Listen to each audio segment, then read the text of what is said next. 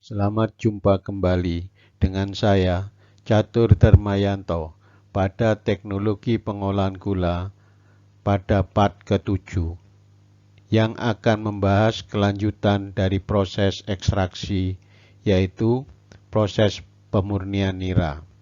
Pada part ke-7 dibagi dalam beberapa part, di mana pada part 7A akan dijelaskan terlebih dahulu proses pemurnian nira dengan cara difikasi. Dan untuk proses pemurnian dengan cara yang lain akan dibahas pada part-part selanjutnya. Sebelum masuk materi pembahasan, terlebih dahulu dijelaskan secara teori tentang sistem proses yang dilaksanakan pada pemurnian nira secara keseluruhan, di mana terhadap nira mentah hasil ekstraksi stasiun gilingan pada proses pemurnian akan melalui suatu kesatuan atau gabungan dari proses yang terdiri dari proses perlakuan fisik atau physical treatment process, yaitu proses-proses seperti penyaringan, pengendapan, dan pemanasan, dan lainnya. Dan nira juga akan mengalami proses perlakuan kimia atau chemical treatment process, di mana pada pemurnian ini nira juga ditambahkan bahan-bahan kimia sehingga akan terjadi reaksi kimia.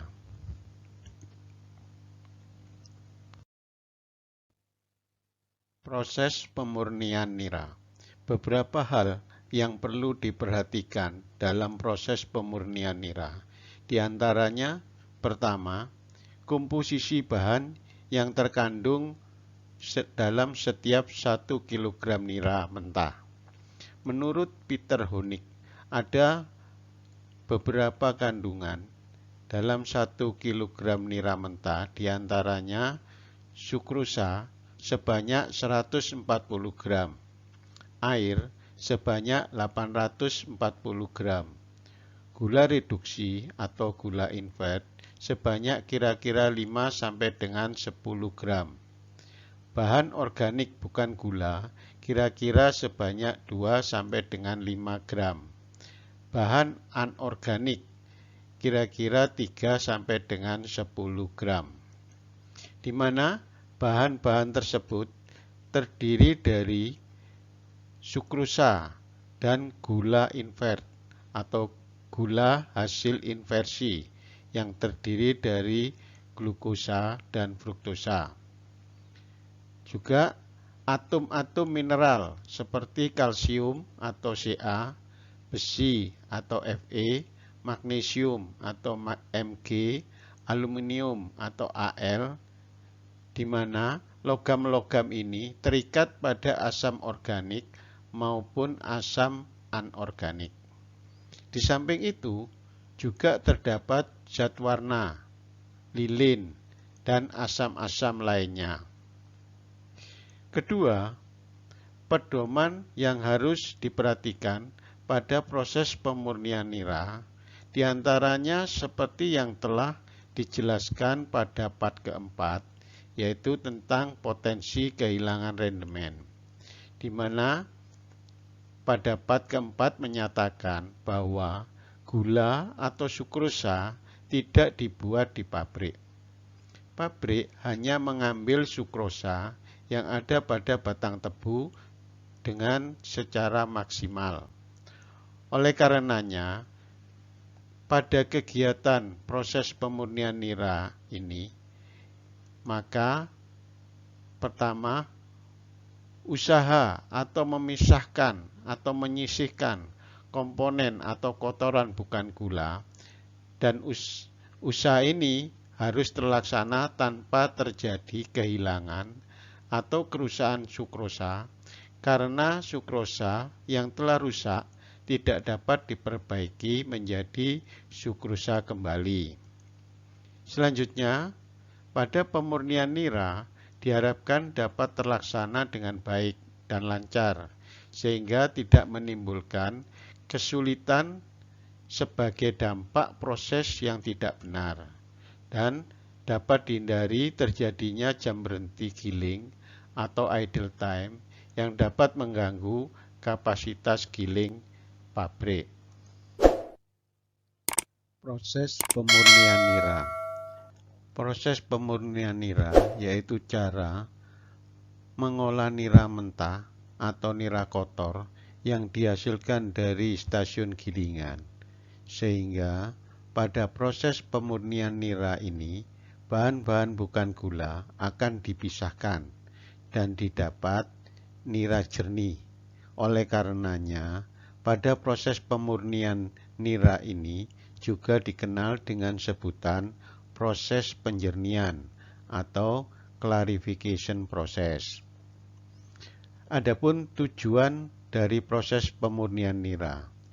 Tujuan dari proses pemurnian di samping menghilangkan bahan bukan gula yang ada dalam nira mentah atau nira kotor, juga bertujuan mencegah terjadinya inversi atau perpecahan sukrosa pada nira mentah yang diketahui memiliki pH rendah. Ingat, sifat sukrosa pada topik pertama yaitu sukrosa pada pH rendah mudah terurai menjadi monosakarida. Selanjutnya, hasil proses pemurnian yaitu diperoleh nira jernih atau nira tapis atau nira encer yang terpisah dari kotoran bahan bukan gula yang tersisih sebagai padatan, sehingga mudah dipisahkan dan dibuang keluar pabrik. Hasil proses pemurnian akan mencapai optimal apabila proses pemurnian berhasil membuang sebanyak-banyaknya bahan bukan gula, seperti protein, lilin, bahan anorganik, dan lain sebagainya. Jenis proses pemurnian yang lazim digunakan pada pabrik gula di Indonesia diantaranya yaitu proses difikasi, yaitu proses pemurnian nira dengan menggunakan bahan pembantu kapur. Proses ini menghasilkan gula mentah atau raw sugar. Selanjutnya proses sulfitasi, yaitu proses pemurnian nira dengan menggunakan bahan pembantu kapur dan gas sulfit atau gas SO2. Proses ini menghasilkan gula kristal putih atau white sugar dengan singkatan GKP. Selanjutnya proses karbonatasi, yaitu proses pemurnian nira dengan menggunakan bahan pembantu kapur dan gas karbon dioksida atau gas CO2. Proses ini juga menghasilkan gula kristal putih atau white sugar. Namun, pada saat ini di Indonesia, pabrik-pabrik gula yang mengolah bahan baku tebu tidak ada lagi yang menggunakan proses karbonatasi, karena biaya pemurnian dengan cara ini relatif lebih mahal dibandingkan dengan proses pemurnian yang lain. Proses difikasi. Proses pemurnian nira dengan cara difikasi merupakan proses yang paling sederhana dan paling tua yang hanya menggunakan kapur sebagai satu-satunya bahan pembersih kotoran nira. Proses ini dilaksanakan dengan cara nira mentah hasil ekstraksi gilingan ditimbang terlebih dahulu, lalu dimasukkan dalam peti nira tertimbang dan ditambahkan asam fosfat. Penambahan fosfat dimaksudkan untuk memudahkan terjadinya gumpalan yang dapat mengikat zat-zat bukan gula dalam nira, sehingga zat-zat bukan gula dapat dengan mudah dipisahkan. Perlu diketahui bahwa asam fosfat sebenarnya sudah ada dalam batang tebu, namun dalam jumlah yang terbatas dan tergantung dari varietas tebunya.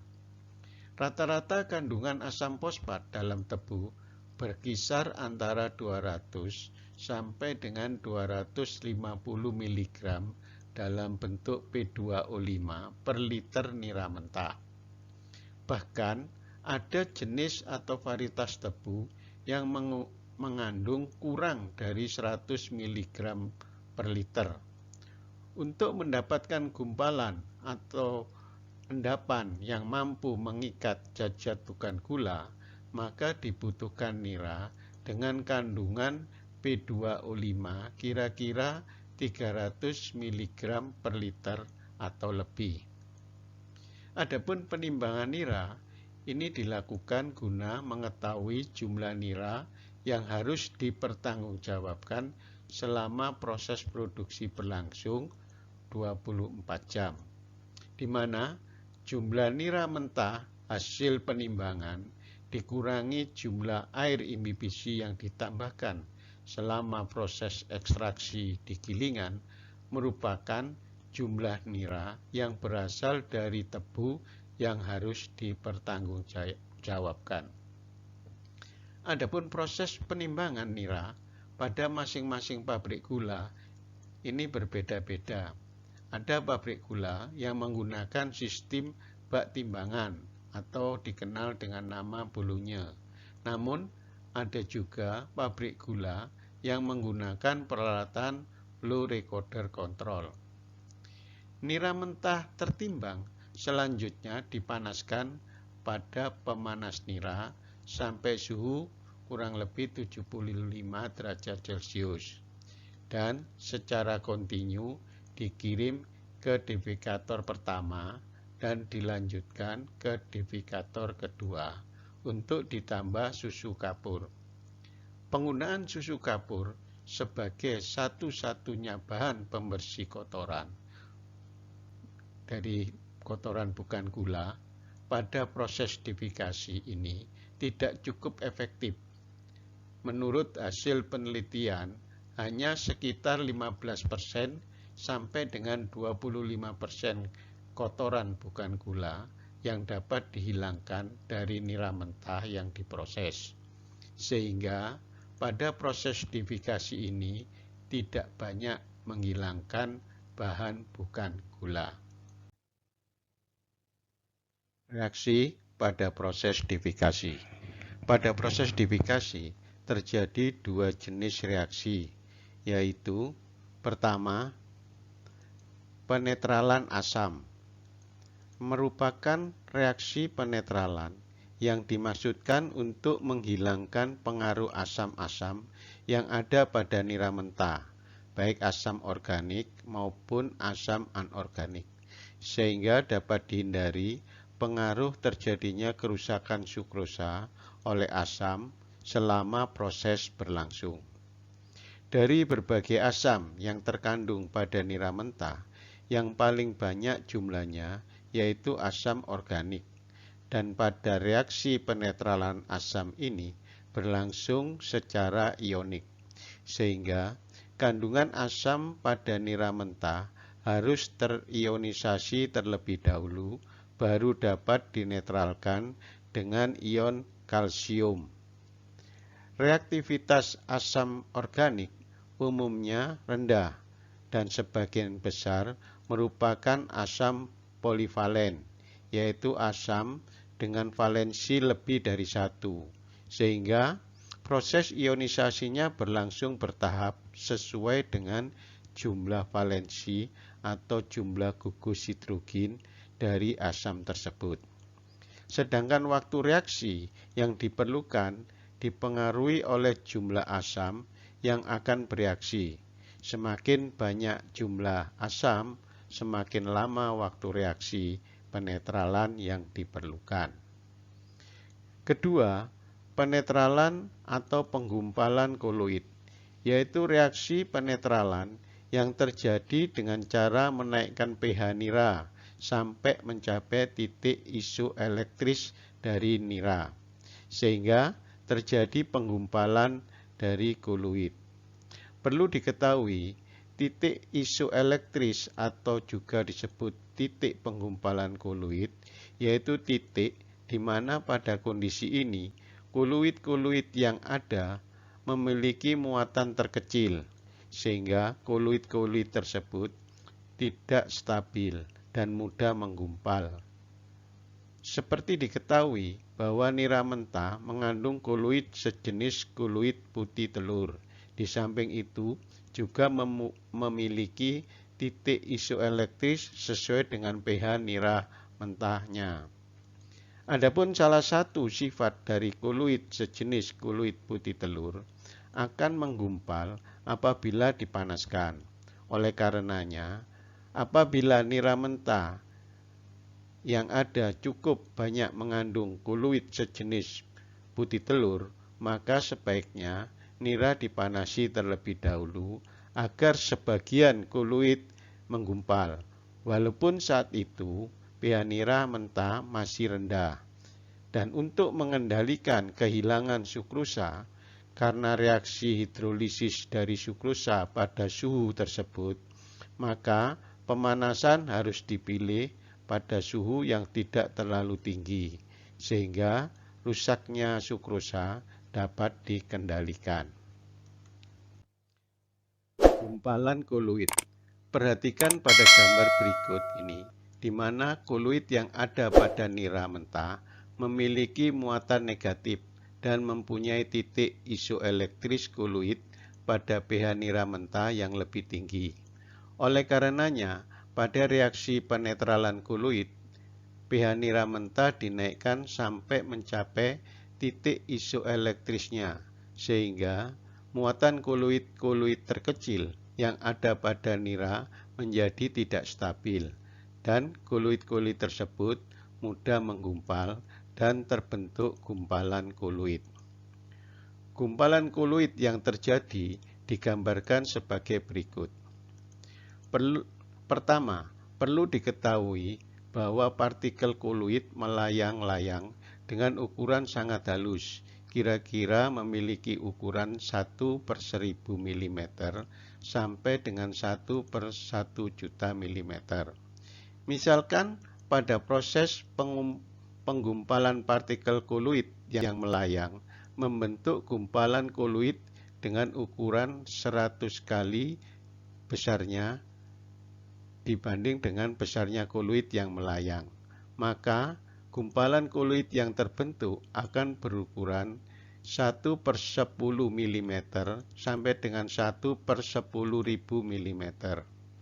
Dengan ukuran gumpalan koloid sekecil ini akan sulit diendapkan, dan akan lebih sulit lagi diendapkan apabila gumpalan koloid tersebut memiliki densitas atau berat jenis yang rendah. Kedua, dari hasil penelitian diperoleh informasi bahwa apabila pada proses pembentukan gumpalan koloid juga terjadi endapan hasil reaksi dari bahan-bahan anorganik, khususnya endapan fosfat yang berupa garam kalsium fosfat, maka gumpalan koloid akan bergabung dengan endapan kalsium fosfat dan menghasilkan gumpalan besar dengan densitas tinggi, sehingga mudah diendapkan dan dapat diperoleh nira jernih. Adanya garam kalsium fosfat yang terbentuk dari reaksi susu kapur dengan ion fosfat dalam nira akan bertindak sebagai penghubung antar koloid yang melayang-layang dan terbentuk gumpalan yang besar yang mudah mengendap. Macam-macam proses defikasi.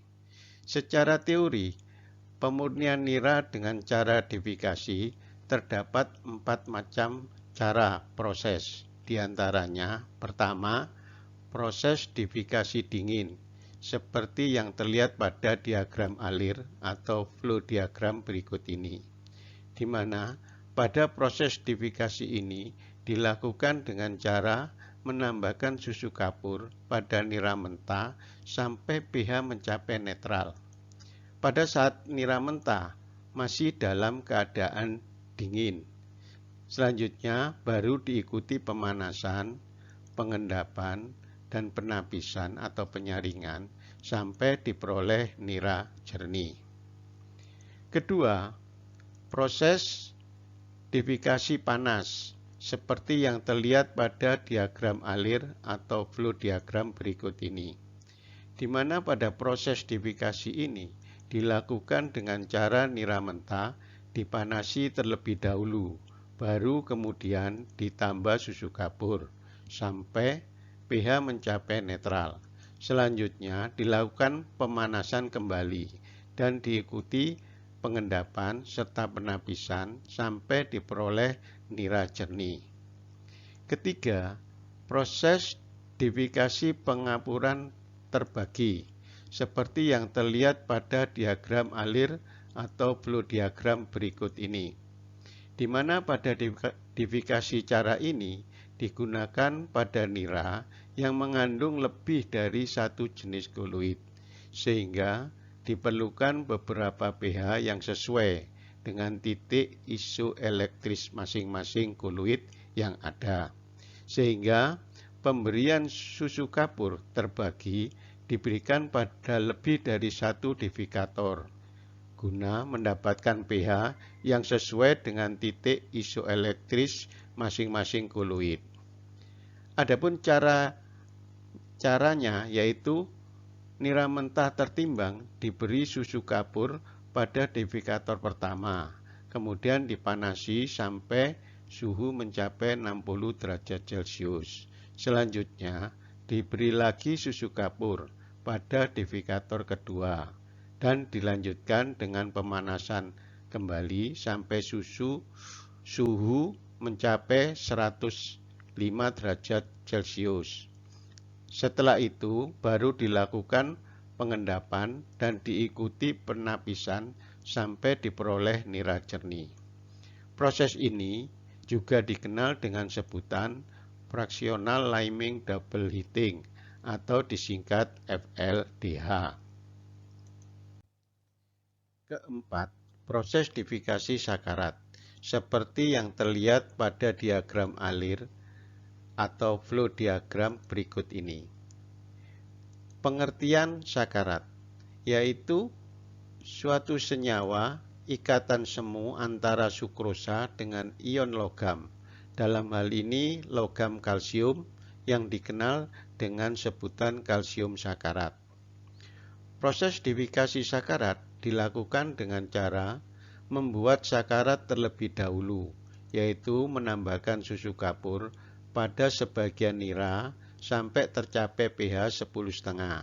Selanjutnya, sakarat yang terbentuk ditambahkan pada nira mentah pada tangki divikator. Berdasarkan literatur, kualitas hasil endapan dan kualitas nira encer yang diperoleh dari difikasi cara ini lebih baik bila dibandingkan dengan cara difikasi yang lain. Difikasi sakarat memiliki beberapa kelebihan, sehingga proses difikasi sakarat banyak digunakan oleh pabrik gula di Indonesia. Adapun beberapa kelebihan diantaranya yaitu senyawa sakarat mudah larut dan mudah terionisasi bila dibandingkan dengan susu kapur. Ionisasi sakarat menghasilkan senyawa rantai ikatan semu antara ion sukrosa dan ion kalsium 2+, sehingga senyawa sakarat dapat digunakan sebagai alternatif pengganti susu kapur dan sekaligus mampu menurunkan konsumsi atau penggunaan bahan pembantu. Sehingga dari sisi biaya proses difikasi sakarat lebih efisien. Efisiensi ini diperoleh karena pH nira yang terjadi pada difikasi sakarat lebih rendah dibanding cara difikasi yang lain. Adapun jenis proses difikasi sakarat dikenal ada 3, yaitu sakarat nira mentah, di mana bahan sakarat yang digunakan dibuat dari susu kapur dicampur dengan nira mentah. Selanjutnya Ada juga sakarat nira encer, di mana pada bahan sakarat yang digunakan dibuat dari susu kapur dicampur dengan nira encer. Ada juga sakarat nira kental, di mana bahan sakarat yang digunakan dibuat dari susu kapur dicampur dengan nira kental. Untuk diketahui bahwa seorang peneliti bernama Hartman melakukan aplikasi sakarat nira kental dengan mencampur nira kental ke dalam susu kapur yang memiliki konsentrasi 15 derajat Baume dengan perbandingan volume 1:7 dengan waktu reaksi kira-kira selama 5 menit dan tercapai pH 11 sampai dengan 11,5. Ini dikutip dari Chen and Chow tahun 1993. Proses difikasi sakarat nira kental. Proses difikasi sakarat nira kental pada pelaksanaannya memerlukan volume sakarat nira kental sebesar kurang lebih 5% dari volume nira mentah. Hal ini diperlukan guna mencapai nira hasil difikasi dengan pH kurang lebih 8,4. Apabila diperhatikan dari jumlah nira mentah ini, volume sakarat nira kental ini relatif kecil karena volume sakarat sebanyak 5% dari volume nira mentah. Namun, apabila dilihat dari sisi nira kental, jumlah tersebut relatif cukup besar. Coba perhatikan apabila diasumsikan nira mentah dengan Brix 15 dan diuapkan menjadi nira kental dengan Brix 60, maka didapat nira kental sekitar 25% dari nira mentah. Maka volume sakarat yang jumlahnya 5% dari nira mentah ini akan menggunakan kira-kira sejumlah nira kental yang digunakan sebagai bahan sakarat dan disirkulasikan ke proses pemurnian, yaitu kurang lebih sebanyak 20% dari nira kental. Oleh karenanya, ketika proses difikasi sakarat nira kental ini digunakan sebagai pilihan proses, maka perlu diperhatikan beberapa hal agar potensi kehilangan sukrosa dapat dikendalikan. Di antaranya, pertama, perbandingan kualitas nira kental terhadap susu kapur. Kualitas sakarat nira kental sangat dipengaruhi oleh perbandingan kualitas nira kental terhadap kualitas susu kapur.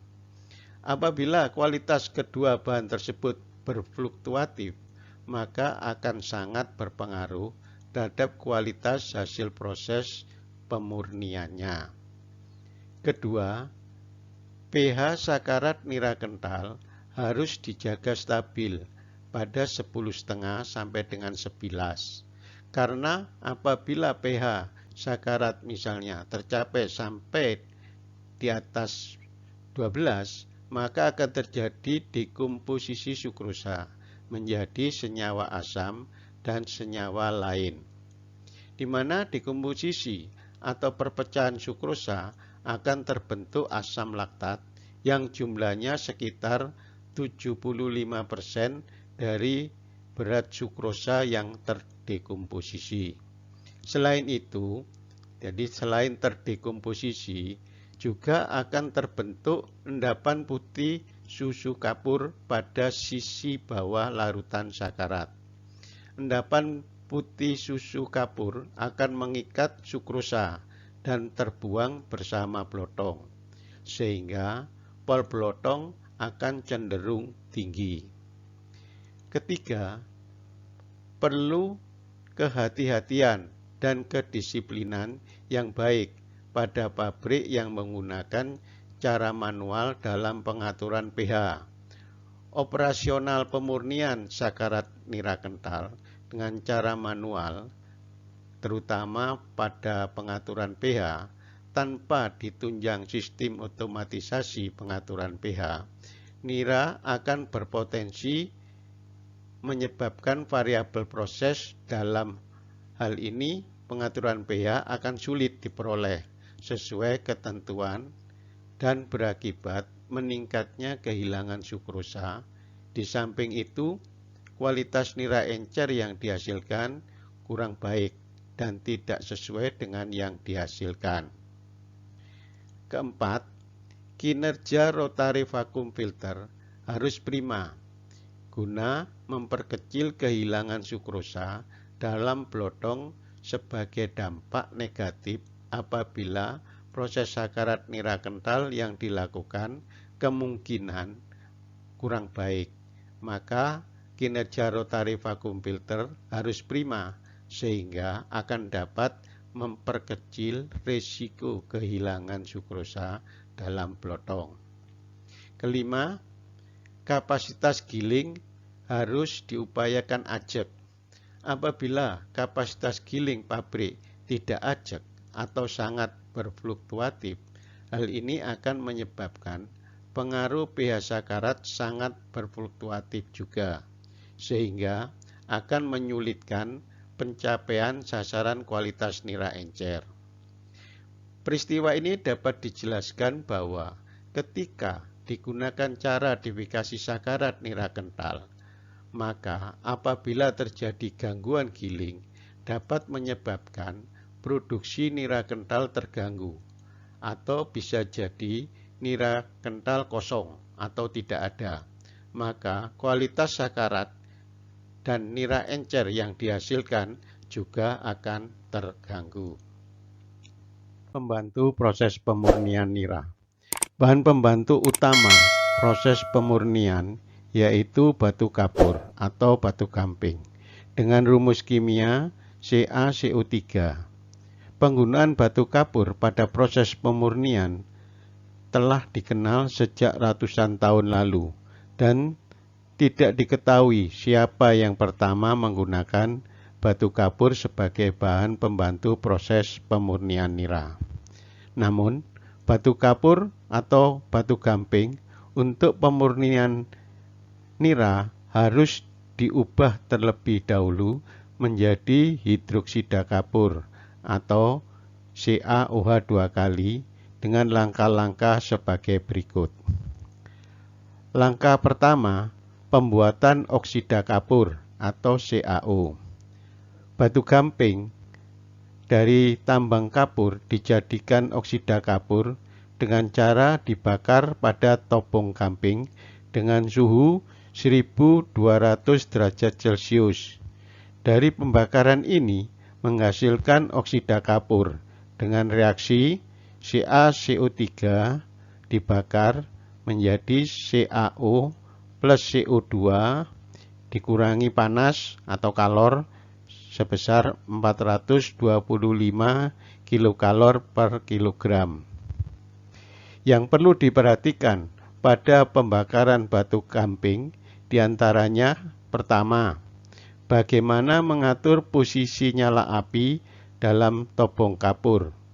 Kedua, ukuran batu kapur dan bahan bakar padat yang digunakan, misalnya dalam hal ini kukas atau batu bara muda, maka ukuran kedua bahan tersebut harus memiliki besar ukuran tertentu. Misalnya, untuk batu kapur kira-kira 10 cm dan untuk kukas kira-kira 4 cm.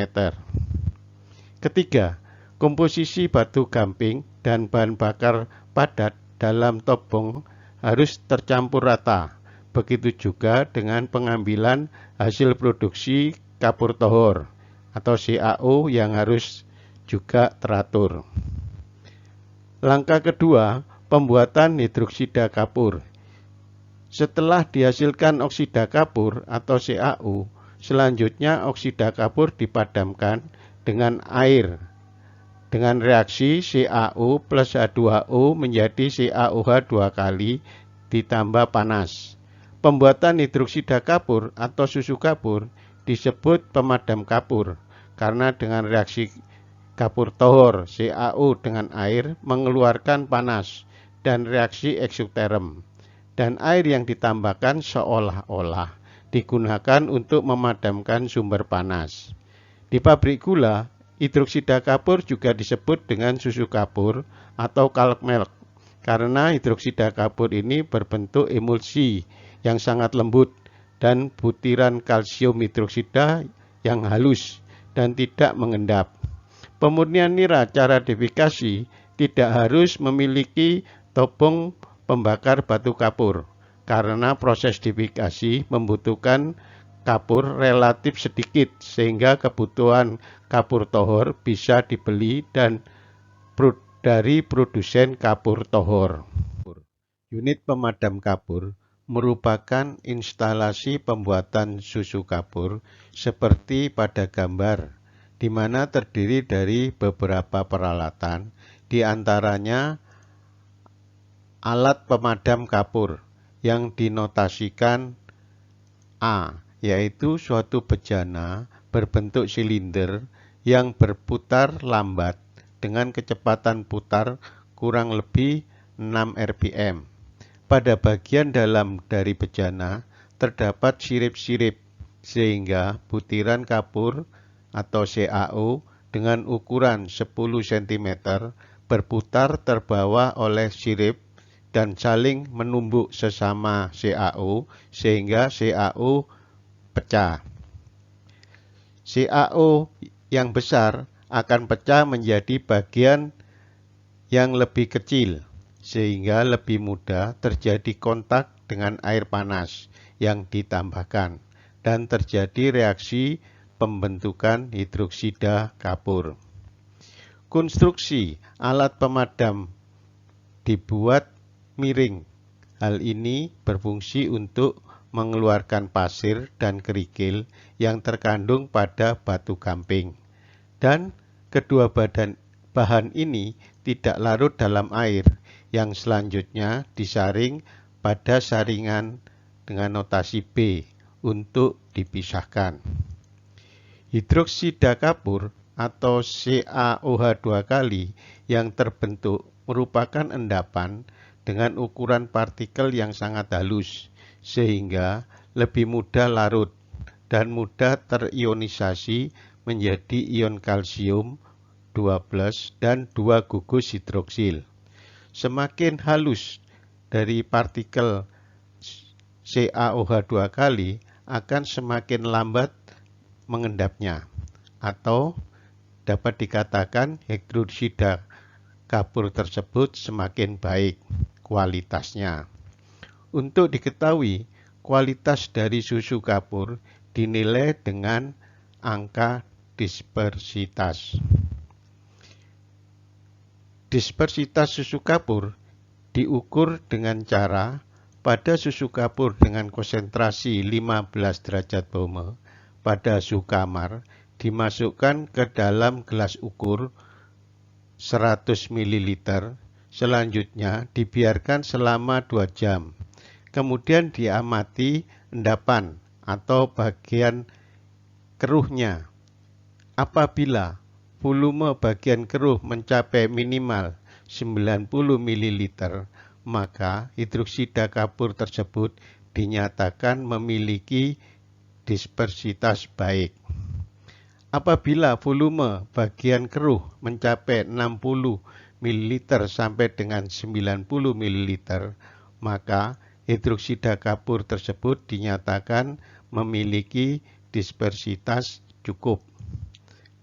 Namun apabila volume bagian keruh ini kurang dari 60 ml, maka hidroksida kapur tersebut dinyatakan memiliki dispersitas jelek. Pada pembuatan hidroksida kapur, air yang ditambahkan pada proses diberikan dalam 2 tahap. Tahap pertama, ditambahkan air panas sehingga terbentuk susu kapur dengan konsentrasi sekitar 15 derajat Baume. Penggunaan air panas dimaksudkan agar lebih cepat terbentuk partikel hidroksida kapur.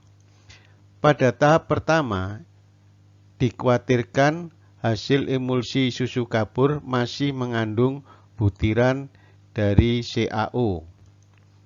Apabila pada emulsi hidroksida kapur terdapat butiran oksida kapur atau butiran dari CaO, hal ini akan berpotensi mengganggu proses pemurnian nira, karena butiran CaO yang terkandung dalam emulsi hidroksida kapur akan berubah menjadi hidroksida kapur dengan reaksi eksoterm saat emulsi tersebut ditambahkan pada nira mentah. Sehingga suhu di sekitar lokasi butiran CaO akan tinggi yang dapat menyebabkan sukrosa terurai atau pecah menjadi monosakarida. Di samping itu, viskositas dari nira juga akan naik. Tahap kedua, ditambahkan air dingin dengan maksud untuk menyempurnakan reaksi terbentuknya hidroksida kapur, sehingga dapat dihindari adanya butiran CaO dalam emulsi susu kapur. Proses penyempurnaan terbentuknya emulsi susu kapur dilanjutkan dengan mendiamkan hasil emulsi susu kapur 1 sampai dengan 2 jam sampai mencapai dispersitas sesuai dengan yang diinginkan. Peralatan penunjang proses pemurnian. Beberapa peralatan penunjang proses yang perlu diketahui, diantaranya yaitu pemanas nira atau juice heater. Pemanas nira atau juice heater ini dengan konstruksi seperti terlihat pada gambar yang umumnya dipasang pada posisi tegak. Peralatan ini digunakan untuk pemanasan nira mentah tertimbang. Adapun media pemanas yang digunakan adalah steam atau uap air atau uap nira hasil bleeding dari evaporator dengan tekanan uap berkisar antara 0,8 sampai dengan 1,5 kilo per cm persegi. Media pemanas dari steam yang digunakan ini dimaksudkan agar suhu mudah dikendalikan. Ingat pada part pertama tentang sifat sukrosa, di mana pada suhu tinggi, sukrosa akan mengalami inversi menjadi monosakarida. Dan bila pemanasan berlanjut, akan terjadi proses karamelisasi yang tidak diinginkan. Pemanas nira yang digunakan pada pabrik gula di Indonesia ini menggunakan konstruksi cell and tube yang terdiri dari sel yang berbentuk silinder dengan 2 rongga atau ruangan, yaitu rongga bagian atas antara sekat pembatas atau cuplit bagian atas dengan tutup bagian atas, dan rongga bagian bawah antara sekat pembatas atau cuplit bagian bawah dengan tutup bagian bawah. Sedangkan rongga atau ruang di antara sekat pembatas bagian atas dengan sekat bagian bawah pada posisi rangkaian pipa bagian luar ini dialiri media pemanas steam.